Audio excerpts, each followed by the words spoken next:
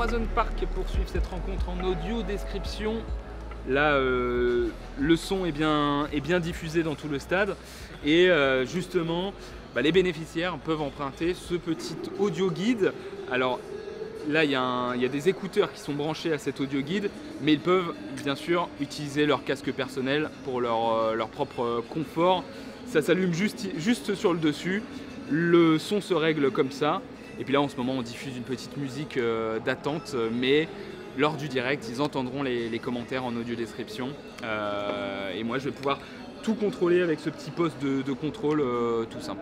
Et ici, ça c'est très important, c'est l'émetteur qui permet, avec cette antenne, de diffuser dans tout le Roison Park. Peu importe si vous êtes assis dans n'importe quelle place du Roison Park. Alors il ne faut pas être dans les couloirs parce que sinon le signal n'émet plus, mais peu importe où ils sont placés dans le stade, les bénéficiaires peuvent écouter les commentaires grâce à cette antenne.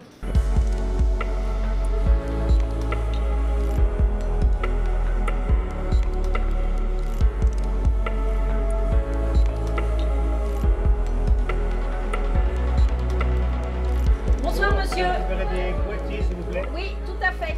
Je vous donne le boîtier. Ils avaient ici les oreillettes. Merci. Je vous explique comment il marche. Oui. Donc il se tient comme ça. Vous réglez le son avec cette molette là en la tournant. Elle est où la molette? Là, le rond là. D'accord, ok. D'accord? Vous voyez, oui. ça tourne. D'accord, ok, très bien.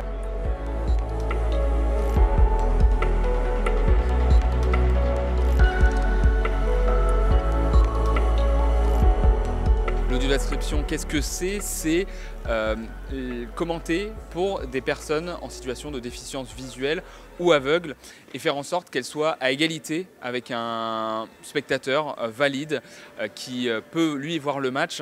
Et nous, on propose l'audio-description pour que ces personnes-là puissent comprendre ce qui se passe sur le terrain, en plus de vivre l'ambiance du Roison Park. Je vais commenter le match comme si c'était un commentaire sportif à la radio, avec deux petites différences.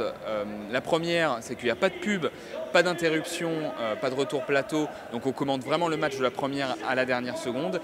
Et la deuxième petite différence, c'est qu'on ajoute une couche de description supplémentaire avec la division du terrain en 4 zones. Donc vous voyez le terrain derrière moi. On a un but à notre gauche, un but à notre droite. Donc les spectateurs peuvent se mettre à ma place lorsque je commente.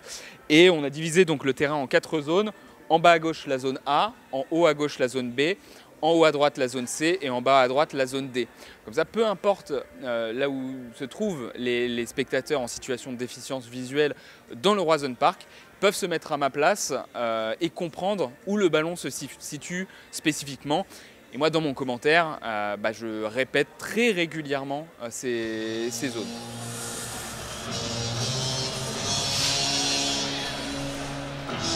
En troisième journée de la Ligue McDonald's, l'OGC Nice et le Stade Rennais. Bonsoir à toutes, bonsoir à tous et bienvenue au Roison Park pour la 33e journée de Ligue 1, l'avant-dernière journée.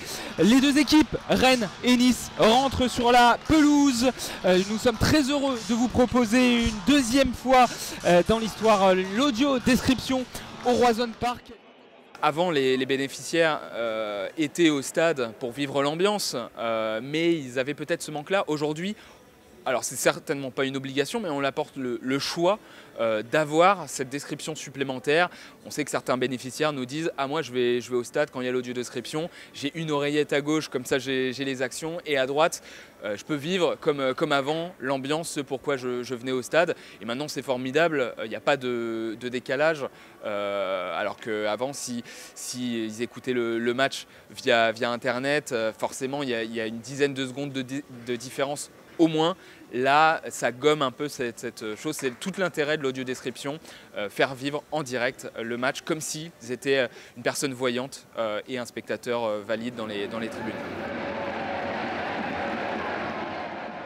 Les Niçois sont totalement coupés en deux. Cissé en profite, passe dans l'axe avec Kalimuendo. Il y a une passe à faire sur la gauche, la frappe peut-être.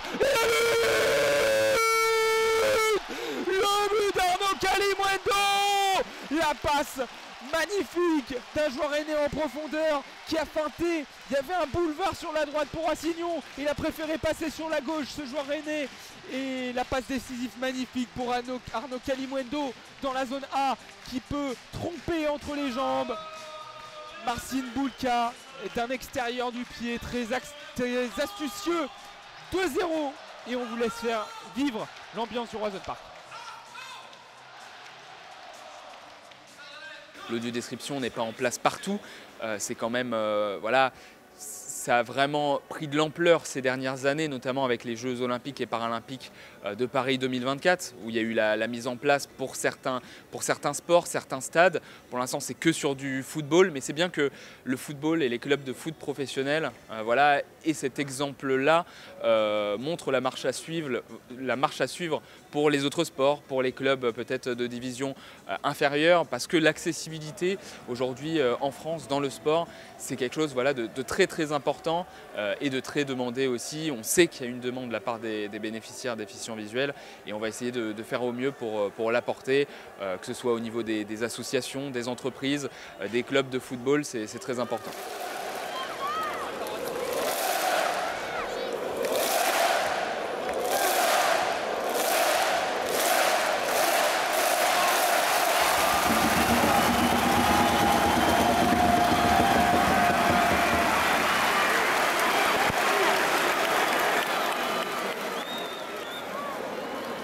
L'ambiance était super. Il y a très longtemps que je n'étais pas venue au Stade Rennais.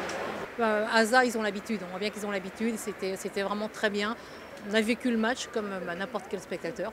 C'était vraiment une occasion à ne pas louper, puisque avec cette victoire de 2-0, on ne s'est pas ennuyé pendant le match. L'audio-description, évidemment, a énormément aidé à ce qu'on soit vraiment immergé dans le match.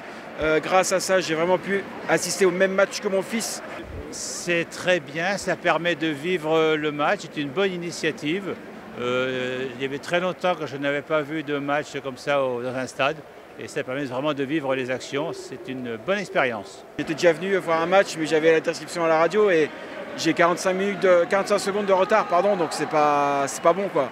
Donc là vraiment être au top, réagir au même moment, aux mêmes actions, partager ça ensemble, c'est magnifique.